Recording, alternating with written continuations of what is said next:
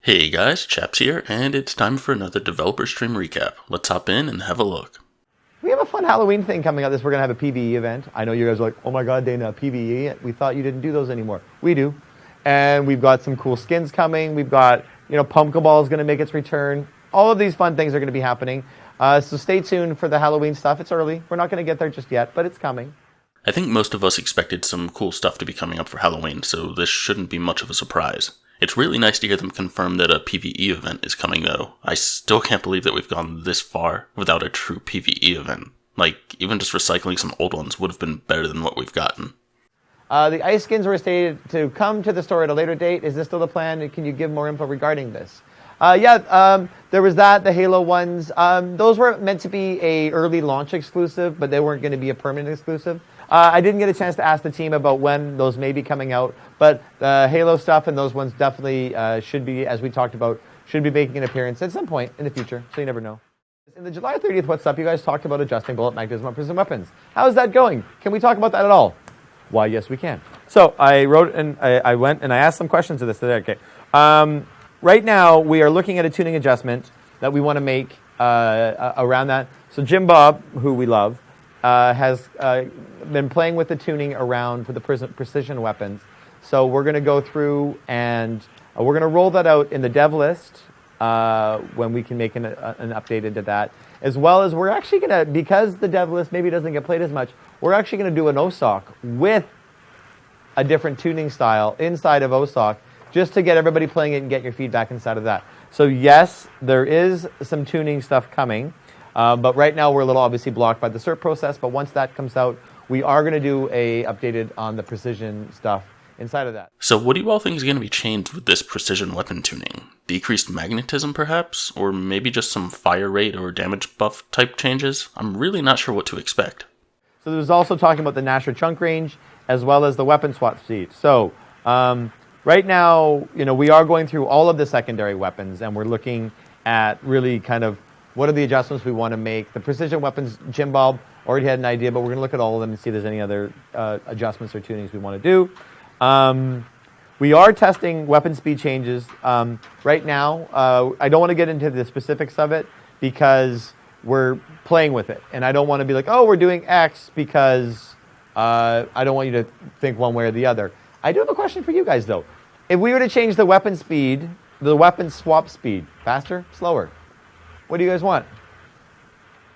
I may be in the minority here, but I'd vote for increased speed.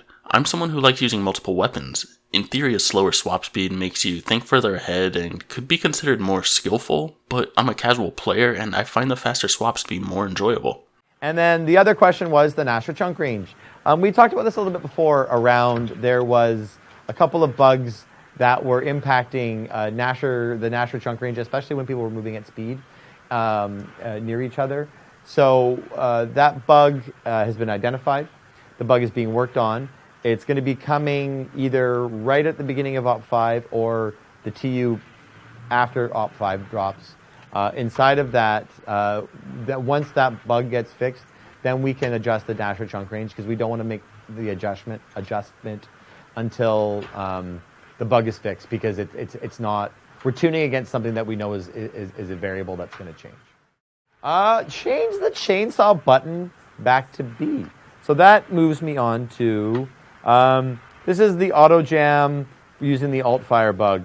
So I didn't get a chance to ping Jamie and ask him about this right now. We know there's a lot on RB, whether it's a whole bunch of stuff that connects to that. And I'm going to ask him about that, see if there's a desire to change, what that's going to look like.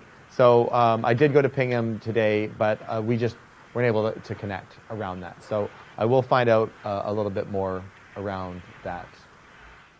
So I just want to clarify that the chainsaw button back on B and the auto jams when chainsawing, while related, are actually two very different issues. I could talk for hours about the control scheme. I really hope they have a stream in the future where they can spend more than just a minute or two touching on it. Any update on the community manager role hiring process? It's slow, man. We found someone, and unfortunately, they got another offer in the process of us negotiating. Have a few interviews hopefully being set up soon. like in the next week or so. A netcode is a popular buzz right now. Can you explain what this is? What is the change between netcode between Gears 4 and 5? So there's a few things like that. Miles, who we've talked about before, is a gameplay engineer on the dev team, has actually been on vacation the last 2 weeks. So I haven't been able to talk to him about this. He's the one that I need to get more details from, and rather than me try to fumble my way through a really shitty answer, I'm going to wait. We're going to see about getting Miles on. Miles can also speak to the single stick part of it as well, because he's worked with our accessibility team on what that single stick tuning means, and we can talk about that. So when he gets back, which I believe is next week, I'm going to ask him, say, hey, Miles, I need to pick your brain. We're going to see if we can get him on the stream. If not, then I'll get a very detailed answers from him, and I will relay it back to you guys. So that's where we are with that. Okay. Nice. I'm sure people will have plenty of questions for Miles on these topics. As usual, I'll organize a Reddit thread to collect them. So head over to Reddit, ping me on Twitter, or comment down below with any questions you have for future streams. What has changed in regards to matchmaking in the past few weeks? So we made a little bit of an adjustment. So as we've talked about this before, so just as a reminder, bring everybody back to speed. Matchmaking is a pyramid of skill, time to match, and ping, latency, right? So we always want to balance those three to get people into matches as quickly. One of the things that we looked at doing to improve everybody's matchmaking in terms of getting into matches more quickly was we moved a little bit in on the ping side. So we kind of sacrificed on the ping to bring down the matchmaking time. We've heard from some people about, like, why am I getting pulled into higher ping matches now? This isn't great. But we hear, which is understandable, but we're not hearing any more complaints about time to match. So what we now need to do is we're going to slowly adjust the other way. So we're going to kind of bring the time to match down a little bit and move out the ping slightly to see if we can kind of find that sweet spot. I can't wait for this change. The ping has gotten completely out of hand. It's nice that people are finding matches more quickly now, but I'm pretty shocked with how bad the ping has gotten. I've never been one to consistently have high ping before, so this experience is pretty eye-opening. What really confuses me is that I don't see why my ping is getting higher now. I can understand having more high ping players in the lobby, but if it's on dedicated servers, then why is my ping increasing? I haven't changed locations. Shouldn't I still be connecting to the same servers that I've always connected to?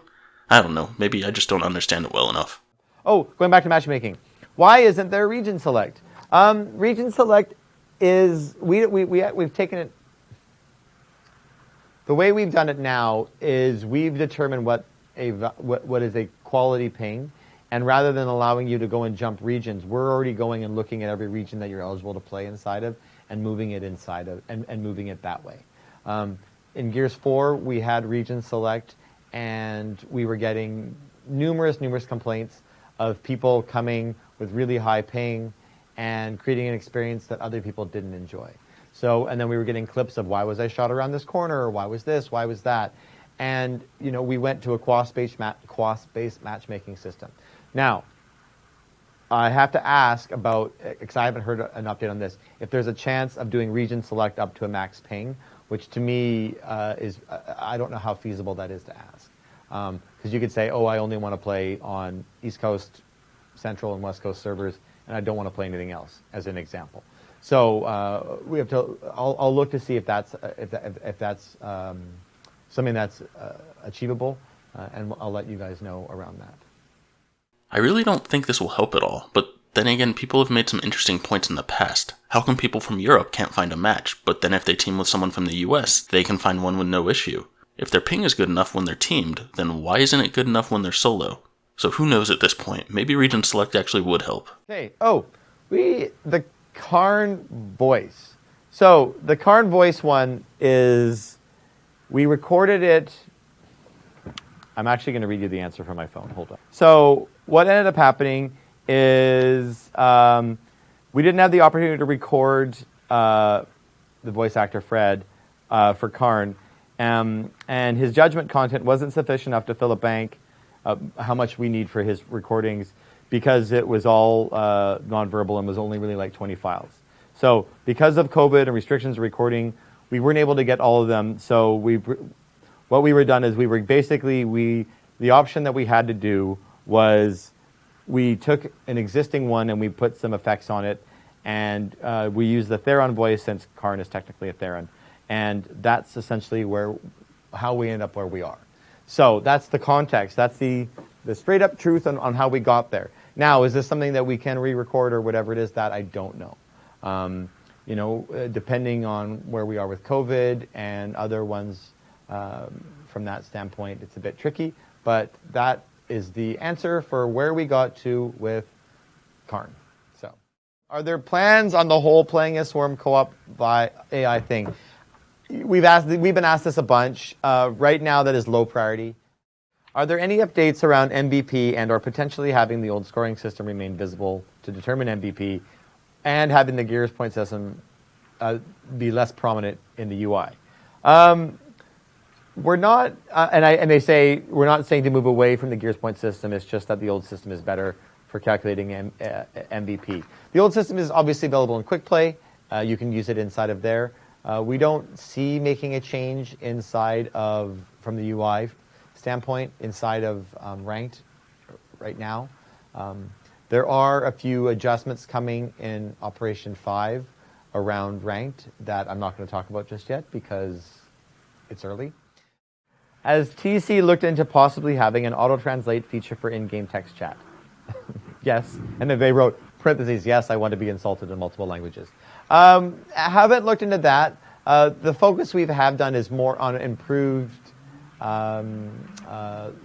tracking of language that is abusive and such, that to remove that from the game from being seen. You can turn on your profanity filter if you don't want to see that stuff, so there is that option inside of that. But we're looking at what is the cost from a development standpoint of adding a more robust feature inside of that to help mitigate that. So, I live in Ohio, but I'm not exaggerating when I say the majority of in-game chat I see is in Spanish. I have nothing against that, but it would be nice to understand it without needing to use Google Translate. With this being Microsoft and all, and being all digital with the cloud servers, it doesn't seem like it would be too hard to have a translation tool built into the chat. Ranked escalation, Op 5. I don't see that happening. It's not a mode that gets played enough to warrant it being into Ranked. Okay, how come JD's armor changed from the E3 trailer and doesn't have Phoenix written on it? I like the details. So I'm gonna deliver a Greg Mitchell style behind the scenes thing. When we were making Gears 5, and that scene was one of the first things we worked on because we knew it was going to be inside the trailer. We did this thing called a vertical slice, which allows you to go and look at the quality. It's like a visual target, which the game kind of gets designed against, and so on and so forth. And JD, with his hair different and such, wasn't recognized when we did our initial user research testing. So we put the Phoenix on there as a way for people to recognize him. And that's honestly why it happened. But in the context of the game, obviously, it was no longer needed because people knew who he was and so on and so forth. But for when we did that initial trailer, it was to let people know about kind of where they are. Huh, that's actually kind of interesting. I never noticed that myself. Was Beardless Marcus supposed to be in the original default skin for Gears 5? I remembered him shaved in the first trailer. So when we did Beardless Marcus in the store, available this week, it was us. Now, we might have just been too clever for our own good. It was meant to be a referential wink, wink, nod, nod back to the original E3 trailer when Marcus did not have the whiskers. Dana did also say, guys, that a Legacy Gears map in Op 5 is coming. That wasn't in Gears 4, so that narrows it down even more, makes it possible that it isn't security. Okay, I will tell you for a fact, because I did say S and E, it's not security. There you go. Now you know. Oh, can we get some cool events for Horde and Escape, like Feral Horde? Yeah. So we have, yes, that has been an area where we had, believe it or not, we actually had a few Horde events planned for Op 4, but we ran into some serious bugs with them. So we had a few events planned for Horde and such, and unfortunately, it just there was some issues with it we couldn't do. That being said, we have a list of, what did I read, 4 or 5 Horde events already queued up that we're hoping, we have one, like I said, we have one coming in Halloween, and then we have more coming in the future. So as of right now, I don't believe there are any blockers around that, so we do have more Horde events coming. We know it is something that you guys want, and that we can do better on. So, as I said earlier, there have been a ton of complaints about the lack of events. It seems odd that they haven't discussed the fact that they had planned ones that were bugged until now. That's the type of thing that they should have said a while back, and it would have eased the pain a bit for some people. Is Op 5 still on track? As of right now, Op 5 is on track. We don't have any reason to believe that it's going to change. We currently, it's scheduled to drop basically a week after the console comes out. We're targeting the 17th. I always give a caveat of a day or two inside of that, just because of particulars around cert. So, but right now that's what we're targeting. There you have it. About 1 week after the new consoles, we should get the new operation. So, if you are playing on Steam and you got the comic and you didn't get the Hivebuster skin, please reach out to support. We are deploying them manually. Is TC still investigating PC issues with Gears UE, or has support for that dropped? We are aware of the server issue. I did ping the services team today about that, and I asked them to get me a response back prior to the stream, but unfortunately it didn't come through, so I can't give you an answer on that one, but I will have an answer for the UE PC server issues at that time. And that's about it for this week's recap. For those who aren't aware, our next community discussion stream is on Sunday this weekend. It's all part of the new format I'm looking at, where I'll have various community members on to hop on and discuss whatever topics they're interested in. This channel started as a central place for community members who otherwise don't have a platform to voice their opinion, to have a central place for some constructive discussion. I hope to see you all there, and maybe even join us on camera in the future. As usual, drop this a like and subscribe if you think we've earned it. Thanks for watching, everyone, and I will catch you next time.